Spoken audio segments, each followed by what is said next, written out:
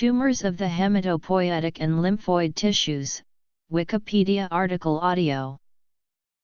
Tumors of the hematopoietic and lymphoid tissues or hematopoietic and lymphoid malignancies are tumors that affect the blood, bone marrow, lymph, and lymphatic system. As those elements are all intimately connected through both the circulatory system and the immune system, a disease affecting one will often affect the others as well, making myeloproliferation and lymphoproliferation closely related and often overlapping problems. While uncommon in solid tumors, chromosomal translocations are a common cause of these diseases. This commonly leads to a different approach in diagnosis and treatment of hematological malignancies. Diagnosis. Classification. Hematological malignancies are malignant neoplasms, and they are generally treated by specialists in hematology and/or oncology. In some centers, hematology/oncology is a single subspecialty of internal medicine, while in others they are considered separate divisions.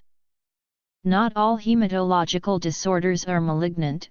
These other blood conditions may also be managed by a hematologist. Hematological malignancies may derive from either of the two major blood cell lineages, myeloid and lymphoid cell lines.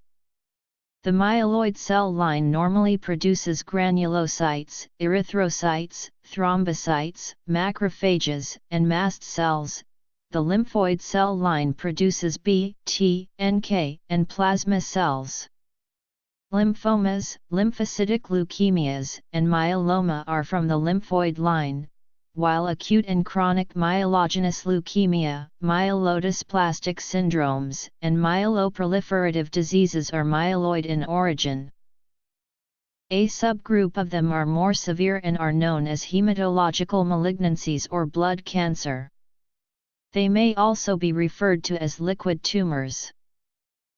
For the analysis of a suspected hematological malignancy, a complete blood count and blood film are essential, as malignant cells can show in characteristic ways on light microscopy.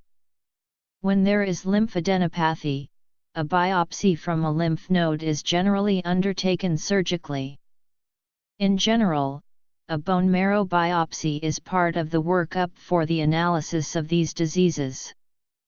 All specimens are examined microscopically to determine the nature of the malignancy.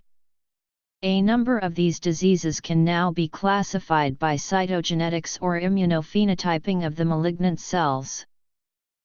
Historically, hematological malignancies have been most commonly divided by whether the malignancy is mainly located in the blood or in lymph nodes. Treatment. However, the influential WHO classification placed a greater emphasis on cell lineage. Relative proportions of hematological malignancies in the United States. Follow-up. Treatment can occasionally consist of watchful waiting or symptomatic treatment. The more aggressive forms of disease require treatment with chemotherapy, radiotherapy, immunotherapy, and in some cases a bone marrow transplant. The use of rituximab has been established for the treatment of B-cell-derived hematologic malignancies, including follicular lymphoma and diffuse large B-cell lymphoma. If treatment has been successful, a person is generally followed up at regular intervals to detect recurrence and monitor for secondary malignancy. In the follow-up, which should be done at predetermined regular intervals, general anamnesis is combined with complete blood count and determination of lactate dehydrogenase or thymidine kinase in serum.